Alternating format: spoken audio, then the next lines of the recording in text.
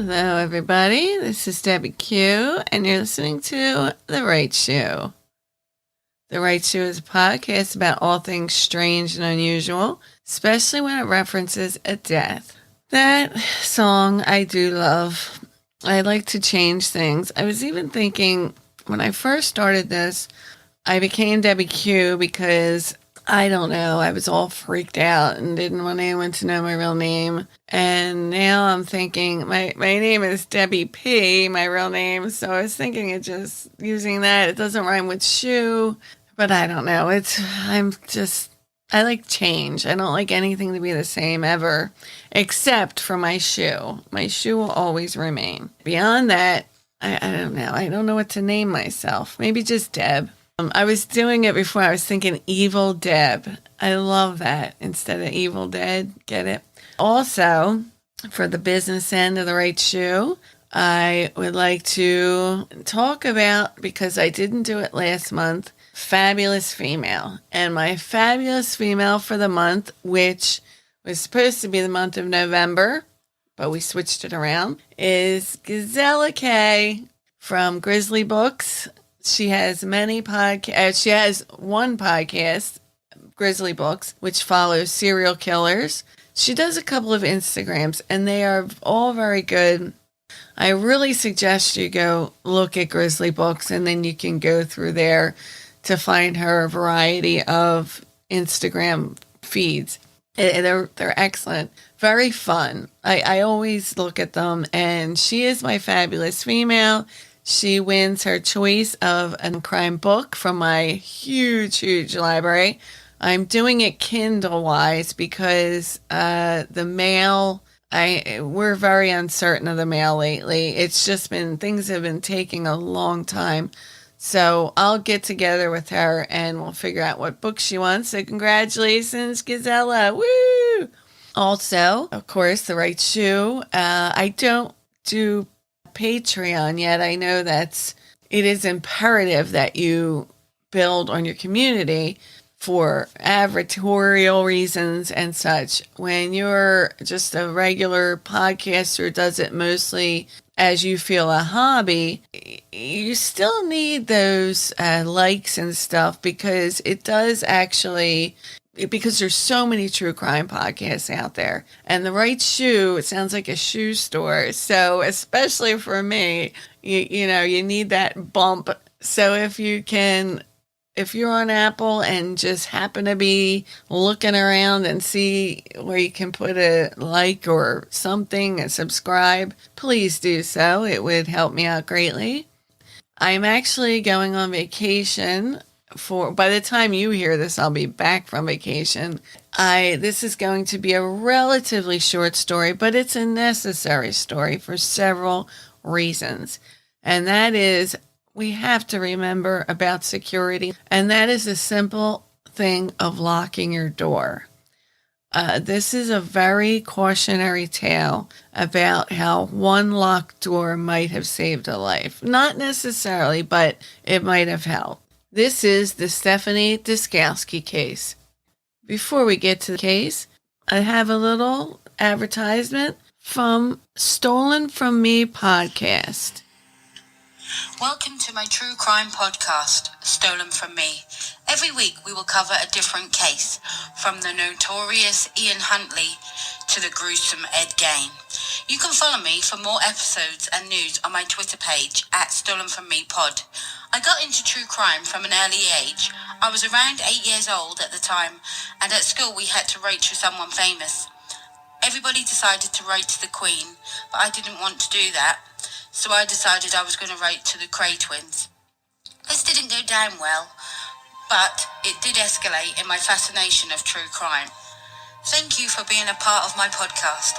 Please leave a 5-star review, like and subscribe, and see you in the next episode. Go check out Stolen From Me. It's on YouTube as well. We're going to start with Stephanie Diskowski. It is a it's not a large case. It's not as labor intensive as Zodiac was. And then, gosh, as soon as I put that up, I realized There was another suspect. Oh, it never ends. I thought I could only do so. The podcast would have been 3 hours long. A very interesting case. But regardless, Stephanie Diskowski lived in the Port Richmond section of Philadelphia. I lived there from 2006 to 2009. She had lived there relatively her whole life. It was there's a corner, Aramingo and Ann.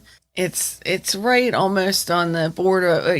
Kensington's right there, Fishtown, and then Port Richmond. She had lived there for 18 years. That neighborhood knew her well. I went on Facebook. I looked up everything I could. She was a well-liked girl.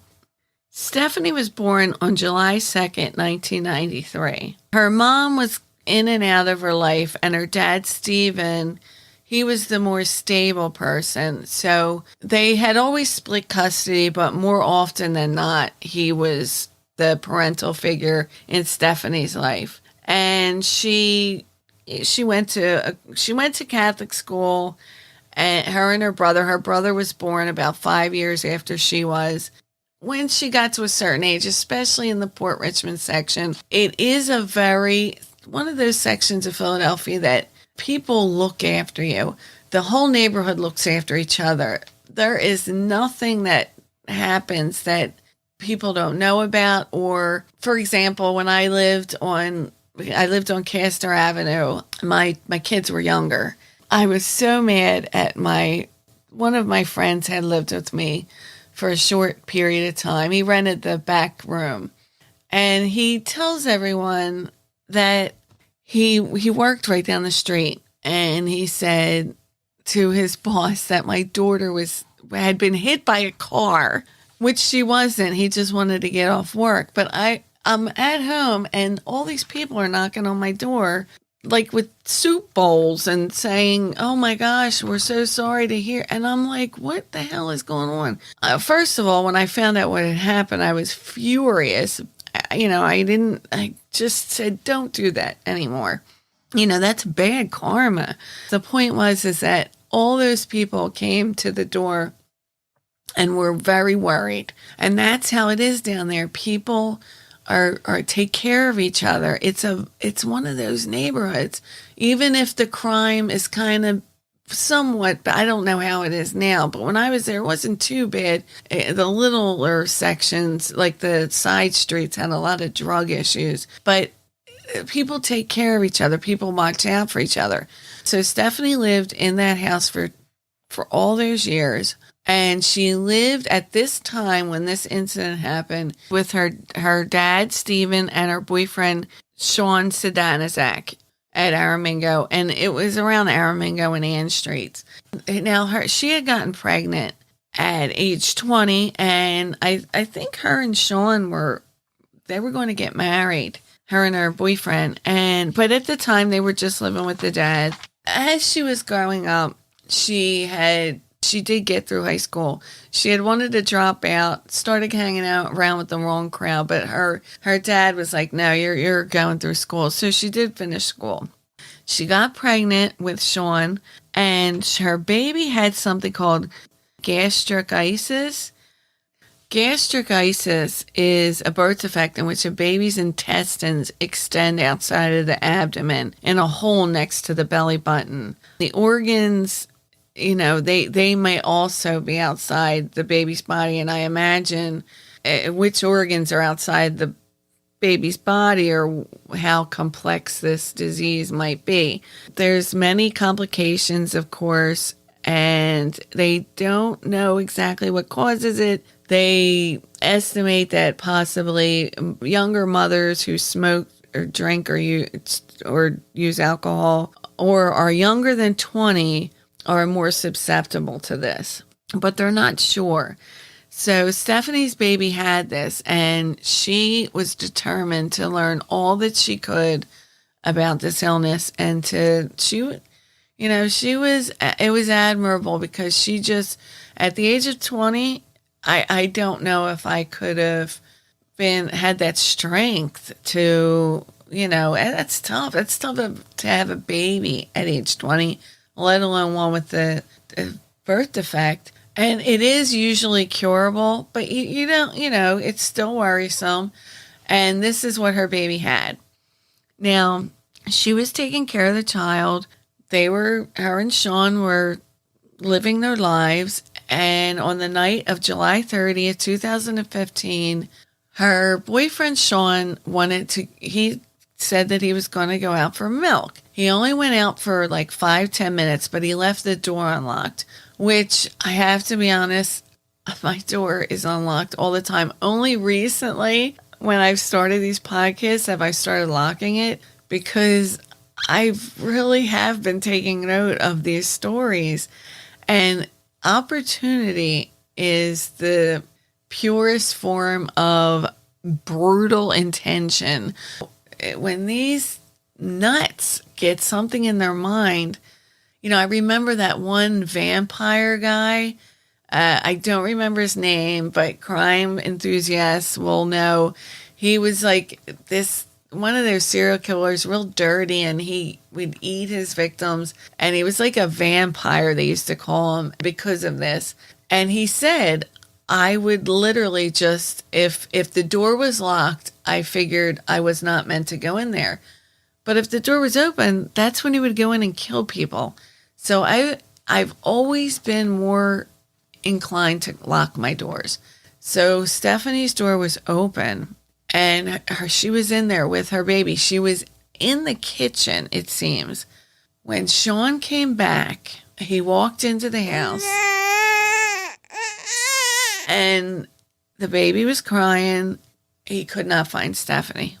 He was out of his mind, he said. He said as soon as he walked in, he knew something was wrong, because Stephanie would never left that baby. He ran upstairs.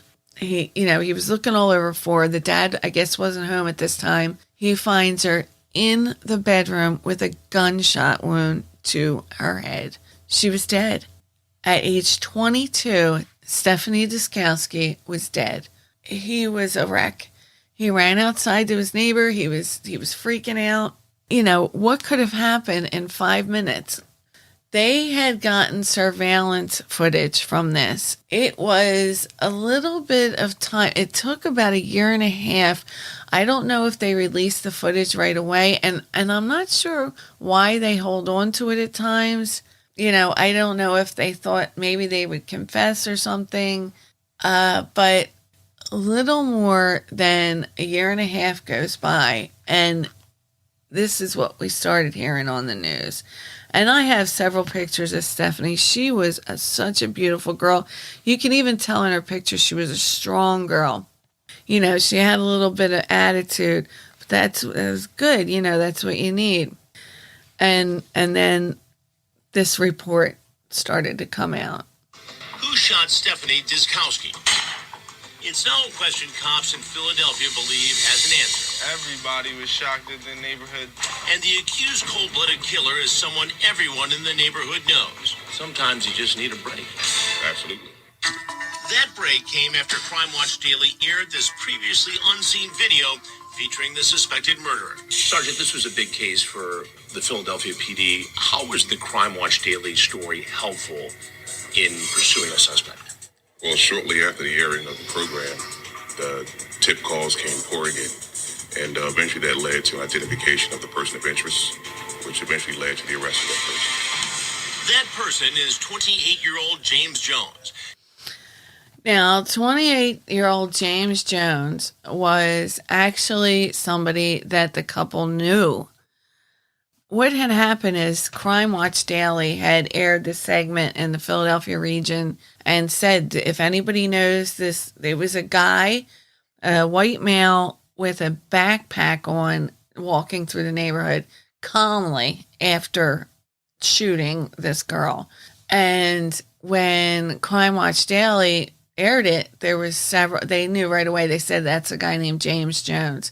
Apparently, now I went through so many things, because when initially when you hear of somebody getting killed, murdered, and it's that short of a time period, you're thinking Oh God, it had to be drugs. Like I'm thinking the boyfriend ran out so that she could do a quick drug deal.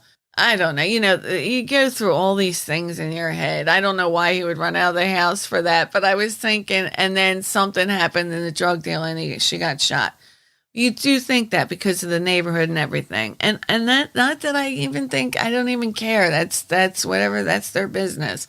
I'm not a big proponent against people that use drugs as long as you're not affecting anybody, or especially your children. The point is, it had nothing to do with that. I read many Facebook entries of people that knew her. Everything I ever read about her, she was very well liked in the neighborhood. They did not feel that it was drugs.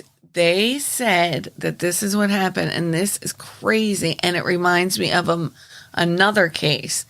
When Stephanie left, Shaun thinks that this guy, James Jones, had been standing outside her house because she had a best friend. They never named the best friend. I'm sure everybody knows her name in the neighborhood, but I did not specifically know Stephanie. So I don't know the name of the best friend, but she was close friends with this girl who was going out with James Jones. And when they showed the person on Crime Watch, his walk, everybody knew his walk and the backpack that he wore.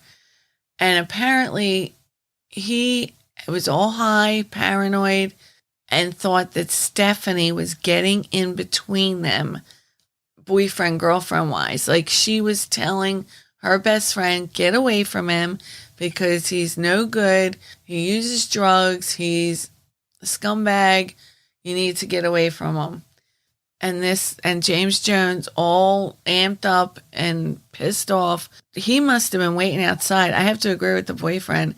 He must have been waiting until he left that house, or just it was like opportunity and he saw him leave, check the door, it was open. Because when Shaun, her boyfriend, said that he just left the house for 5 minutes to get milk, I have no reason not to believe him. He said, I mean, the story always fell in line with the timing, the time-wise. He said when he came back, she was shot. She was dead. And initially, they thought that he did that in front of the baby, but it was later found out that the baby was not there. The baby was downstairs and she was up in the bedroom. So she might have said like, hey, I got to talk to you. And then that's when she was saying, or he was saying, I got to talk to you. And, when you see somebody you're not thinking, they always thought that it was somebody that they knew because of the way she wouldn't have just brought somebody upstairs to talk to them. It would fit with that. So she must have brought him upstairs, told him, he probably said, what the hell are you doing? That's my girl. And then he probably he could have just pulled out the gun and shot her, which is so sad. Her baby, by the way, did get over the illness and she is perfectly healthy. She's 7 years old, and it's tragic that she does not have a mother. They now split the time between Shaun and the dad. The dad has partial custody. And Stephanie Diskowski always says, like, I can't believe, like, she was shot for something so stupid. So they did, when they aired that on Crime Watch, they got so many tips. They recognized, they said the gait, the way he walked, and the backpack was familiar to them. James Jones was arrested very quickly after, and that was that. It's just a shame. He got 26 years. As the dad said, he should get life. At least he got something. I mean, anymore, they're really not giving homicides a lot of time here in Philly. So we had 499 homicides in 2020. That's terrible. I read there was a big thing about what's the motive, because a lot of people were arguing that it was drugs, and after what I was reading, I don't think it was drugs either. I think that it was the friend angle. It just makes sense with everything that I read. With everything told, how it happened, he was all high, standing outside the house waiting to get in. The boyfriend leaves. He sees him leave, and he goes in and shoots her. Just, and that's it. It sucks. It really does. I asked Homicide. I said, do you guys have to prove motive? And they said no. In Philadelphia, you have an eyewitness, you have something like that, like a video come out, and then many people call up. And then I think the guy confessed after they got him in, this James Jones. It's a given. You don't even have to give a motive. The motive, they said, was robbery. I think on their end, he was high and needed more money for drugs, and that's what they claimed. But I don't think it was robbery. I do believe the friend angle. And it reminded me of that story, which another one, all crime enthusiasts definitely, this is a big one. It was on Forensic Files. It was that one Nightmare in Napa. Laura Menza lived with two girls, Leslie Mazzara and a girl named Adrian. They all lived together, all three of them. Initially, they had thought it was Adrian and Sagna. They all had lived together. I'll tell this story real quick because it's just weird how similar it is. These three girls lived together: Adrian, Leslie, and Lauren. There was one night. It was Halloween night, I believe. They went to sleep. They had gotten in kind of a tiff because there was like a lot of boys coming in and stuff. And Lauren had said, like, we have to keep this cool and everything. Let's not bring guys in the house. So one night she heard a lot of commotion upstairs. So she thought something was going on. And here she comes out, Lauren comes out because she was on the bottom floor. She sees a guy run past her. Her friends had been murdered upstairs. It was in Napa Valley, California. She was hysterical. So they found these Turkish cigarettes outside. And that was the only clue that they have ever had. But this guy, Eric Koppel, Eric was going out with this girl, Lily, and she was friends with one of the girls, I think Adrian. Yes, best friend. Adrian was best friends with Lily. And they thought it was Leslie because Leslie was like the beauty queen. They thought initially that's who the killer was going after. Here, it wasn't Leslie. It was Adrian, and it was her boyfriend, Eric, because he thought that she would, because I guess they were supposed to get married, and she was saying don't marry him. She didn't think he was good enough for her, and he found out, and he went and he killed both of them, both girls, Lily's friends, and when they got married, the mother was at the wedding. That's a great Forensic Files episode. It's Murder in Napa Valley. Check that one out. But that totally reminded me of this whole story. It's not uncommon for guys to be pissed off, and your best friend, of course, is going to tell you if the guy is not right for you. And obviously he wasn't. He was a jerk. He was a murderer. So, I mean, the whole story is so sad and tragic. And now that baby has no mother. And that's what the dad said. Like, I can't believe my granddaughter's child is motherless. It's a very sad story. It's a short story, but I saw that and I had to talk about it because it was so upsetting to me. And it burns my hide when I read about these. This is such a senseless killing.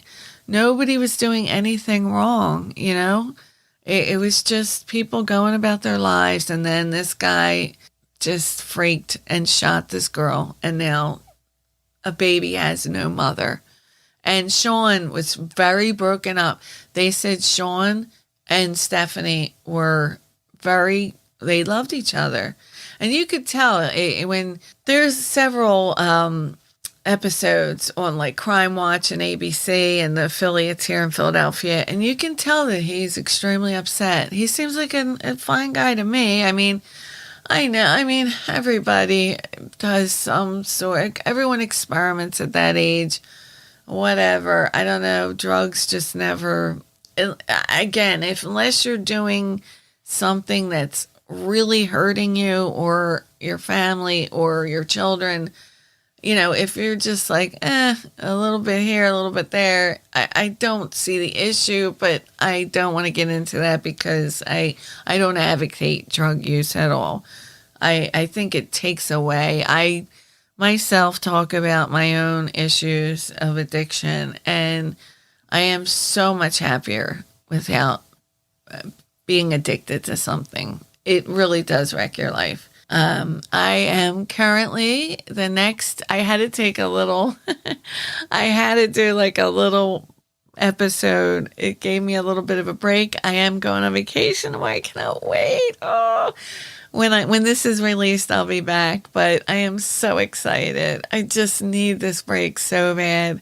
I am reading while I'm on vacation. Fun. I'm going to be reading all about Gary Heidnick because 3520 North Marshall was a place I knew well. When I was 18 years old, I lived with this guy, and we lived on Fisher Street. Fisher and Windrum and 10th. It was in Olney. 2 miles away at 3520 North Marshall was Gary Heidnick, and I cannot believe when I was living with that guy at that time, it was exactly when he was caught, which freaks me out. Ugh, that is so nasty. I was 2 miles away from this nutcase, and I'm reading the book, which is fascinating. Now, Gary Heidnick, I know a little bit more about, so I feel a little more confident. Although the Zodiac, I'm glad I got into that because I do cases because I want to know more about them. So it helps me to learn about it just as much. So this is Debbie Q, and you're listening to The Right Shoe.